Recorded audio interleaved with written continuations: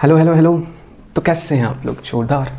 तो स्वागत है आप सभी का इस चैनल पे। माधव मनीष, चैनल का नाम थोड़ा अजीब है, मेरा ही नाम है। और आज हम लोग डिस्कस करेंगे भगवद गीता के पार्ट 4 पे। तो स्टार्ट करते हैं। हाँ, तो आज स्टार्ट करते हैं। छोटी छोटी कहानियाँ हैं जिसको हम लोग लिंक करेंगे, ठीक है। अब क्योंकि ये बात है कि दुर्योधन को कहीं ना कहीं अंदर से डर लग रहा है, ठीक है, कि हम लोग जीतेंगे कि नहीं जीतेंगे, तो वो चापलूसी करता है गुरु द्रोणाचार्य के पास जाकर के कि हमारे मतलब उधर की सेना में ये है, हम लोग भी कमज़ोर नहीं, हमारे पास ये है, आप एक काम कीजिए, आप पितामह के साथ रहिए। और पितामह के साथ सबको फेनेलेक्स, वो टर्म बताया था मैंने, फेनेलेक्स, कि ये ऐसे पॉइंट ऑफ व्यू पे रख के इनको मोर्चा संभालिए, आप लोग इनको सहायता दीजिए ताकि ये अच्छे से युद्ध कर पाएँ। तो ये सब चल ही रहा था। तो थोड़ी देर के बाद क्या होता है, पितामह, तो अच्छे से लिखा गया है। तो पितामह ने क्या हुआ, सिंह की तरह शंख बजाया। उन्होंने अपना शंख उठाया और उन्होंने इतना ज़ोर से दहाड़ा कि पूरा का पूरा महाभारत में एक शोर हो रखा, ठीक है, जिसके कारण दुर्योधन को थोड़ा अच्छा फील हुआ, बेटर फील हुआ। और कहीं ना कहीं पितामह भी यही चाहते थे कि थोड़ा सा तो इस कथे को समझ में आए, बेटर फील हो, मतलब उनके अंदर हर्ष जगह है, या फिर थोड़ा उनको लगाया कि हाँ बेटर हो सकता है। तो ऐसे करके उन्होंने, पितामह ने एक शंख बजाया। अब यहाँ पे ये सोचने वाली बात है कि पितामह क्या युद्ध चाहते हैं जो शंख बजाएं? पहला शंख तो वही बजाएं। ये क्वेश्चन है, तो आप लोग ज़रा सोचिएगा। ये क्वेश्चन का आंसर हम नेक्स्ट पार्ट में देंगे। क्वेश्चन मेरा ये है, क्या पितामह चाहते हैं कि युद्ध हो जो उन्होंने शंख बजाया? अब उसके बाद जैसे ही शंख पितामह बजाते हैं, उस शंख बजाने के बाद शंख, नगाड़े, विगुल, तुरही तथा सिंह सहसा बजने लगे। अब अलग अलग टाइम का अलग अलग इंस्ट्रूमेंट है, और उस समय ड्रम थोड़ी बजेगा, गिटार थोड़ी बजेगा, तो ऑब्वियसली क्या बजेगा? शंख तो है, नगाड़े, नगाड़ा भी आप लोग समझते हैं, विगुल, तुरही तथा सिंह सहसा बजने लगे। और ये इतना ज़्यादा तेज़ से बजने लगा कि पूरा का पूरा ऐसा उसमें मेंशन किया गया है, अति कोलाहलपूर्ण, और पृथ्वी से लेकर आकाश तक कोई शब्दायमान कर रहा था। यानी कि देवता भी देख रहे थे तो भी लाइक वाह ये क्या हो रहा है, इतना भयानक युद्ध तो आज तक कभी हुआ ही नहीं। इसलिए तो महाभारत को कहा गया था ऐसा युद्ध जो ना कभी हुआ है ना कभी होगा, ये फाइनल बैटल है, इससे बड़ा युद्ध कभी नहीं होगा, ठीक है। तो सोच भी सकते हैं, जैसे हम लोग का फर्स्ट वर्ल्ड वार हुआ तो कुछ देश के बीच में, सेकेंड वर्ल्ड वार में कई सारे देश पार्टिसिपेट किया, तो सबसे बड़ा वार सेकेंड वर्ल्ड वार है।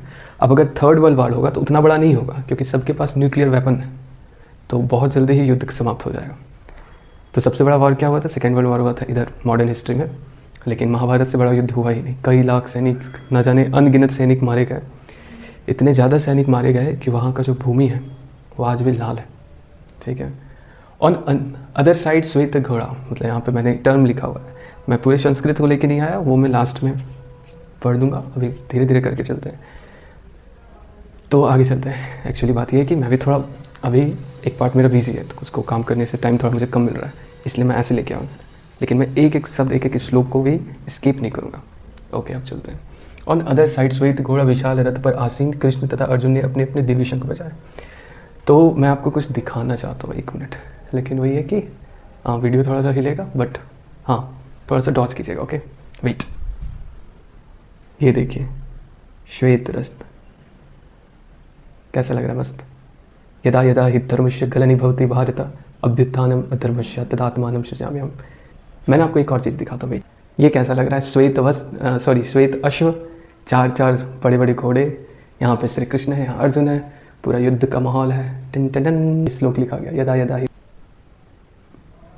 तो सिनेरियो ये है कि 4 श्वेत अश्व, यानी कि 4 बहुत बड़ा बड़ा घोड़ा है वाइट कलर का, और बहुत ही बड़ा रथ है। तो वही लिखा गया है विशाल रथ पर आसीन।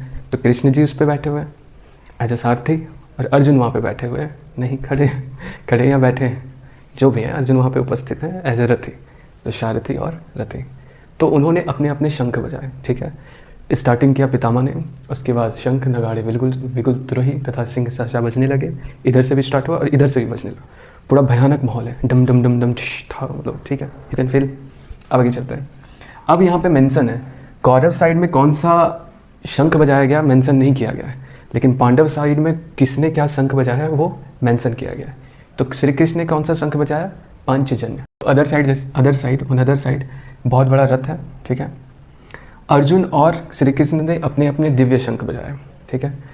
उधर साइड का मेंशन नहीं था, इधर साइड का मेंशन किया गया क्योंकि इधर का जो शंख है वो काफ़ी ज़्यादा पवित्र है, तो ऐसे करके बताया जाएगा। श्री कृष्ण ने बजाया पांचजन शंख, अर्जुन ने बजाया देवदत्त शंख, भीम ने बजाया पौंड्रक शंख, और इसका आवाज़ काफ़ी ज़्यादा गूंजने वाला था पौंड्रक का। युधिष्ठिर ने बजाया अनंत विजय नामक शंख, नकुल ने बजाया सुघोष नामक शंख, और सहदेव ने बजाया मणि पुष्पक। तो एक बार फिर से रिवाइज करते हैं। श्री कृष्ण पांचजन्य, अर्जुन देवदत्त, भीम पौंड्रक, युधिष्ठिर अनंत विजय, नकुल सुघोष, सहदेव मणि पुष्पक। तो 15 में और 16 श्लोक में ये मेंशन किया गया। अब 17 और 18 श्लोक के बारे में बात करते हैं। यहाँ पे बताया गया है कि काशीराज, शिखंडिनी, धृष्टद्युम्न, विराटश्च यानी विराट, सात्यकी के बारे में कहा गया अनडिफिटेबल, जिसको हराया ना जा सके। ये आज तक रण में कभी हारा ही नहीं है। सात्यकी बहुत पावरफुल योद्धा था। द्रौपदी के पुत्र वो जो 5 पुत्र थे, 5 पांडव से हुए थे। एंड सन ऑफ सुभद्रा और अर्जुन के पुत्र कौन थे? अभिमन्यु। सबों ने अपने अपने शंख बजाए, यानी कि सब ने अब कहीं ना कहीं नेवता दे दिया है कि चलो युद्ध स्टार्ट करते हैं। जब सामने वाले पार्टी ने युद्ध स्टार्ट कर दिया तो हम लोग पीछे फिर क्यों हटे। तो माहौल बस बहुत क्या बोलते हैं, सो कॉल्ड गर्मा गर्मी का माहौल है, काफ़ी ज़्यादा उत्तेजना भर रखी है, किसी भी वक्त युद्ध हो सकता है। लेकिन आगे वाले इस एपिसोड में हम लोग देखेंगे क्या युद्ध हुआ, आखिर ऐसा क्या हुआ जो अर्जुन इतने विषाद में चले गए। क्योंकि हम लोग को ये नहीं भूलना चाहिए, हम लोग कौन सा चैप्टर पढ़ रहे हैं? अर्जुन विषाद योगा, अर्जुन विषाद योगा, चैप्टर 1 भगवद गीता। तो आज का एक बार स्पीड में समरी देख लेते हैं, आज हमने क्या क्या पढ़ा। तो स्टार्टिंग यही हुआ था कि पितामह ने सिंह गर्जना वाली अपने शंख को बजाया, जिसके कारण दुर्योधन को थोड़ा अच्छा फील हुआ। उसके बाद शंख नगाड़े बिगुल तुरही तथा सिंह सहसा बजने लगे। अदर साइड में बहुत बड़ा, आपको मैंने वीडियो दिखाया था, हाँ, 4 बड़े बड़े घोड़े हैं, उस पर श्री कृष्ण है, उन्होंने अपना दिव्य शंख बजाया। वो दिव्य शंख क्या था? कृष्णा जी के कॉरस्पॉन्डिंग पांचजन, अर्जुन के कॉरस्पॉन्डिंग देवदत्त, भीम का पौंड्रक, नकुल का सुघोष, सहदेव का मणि पुष्पक और युधिष्ठिर का अनंत विजय। फिर काशीराज, शिखंडिनी, धृष्टद्युम्न, विराट, सात्यकी, द्रुपद और द्रौपदी तथा सुभद्रा के पुत्र, सबों ने धीरे धीरे अपने शंख बजाए। तो अभी माहौल है, अब नेक्स्ट पार्ट में देखते क्या होता है। तो तब तक के लिए बाय, ओके बाय, जय श्री नारायण। मस्त रहें, हंसते रहें, क्या बोलते हैं, मस्त रहें, हंसते रहें, खेलते रहें, अपने आसपास सफाई रखते हैं। बाय, जय श्री नारायण।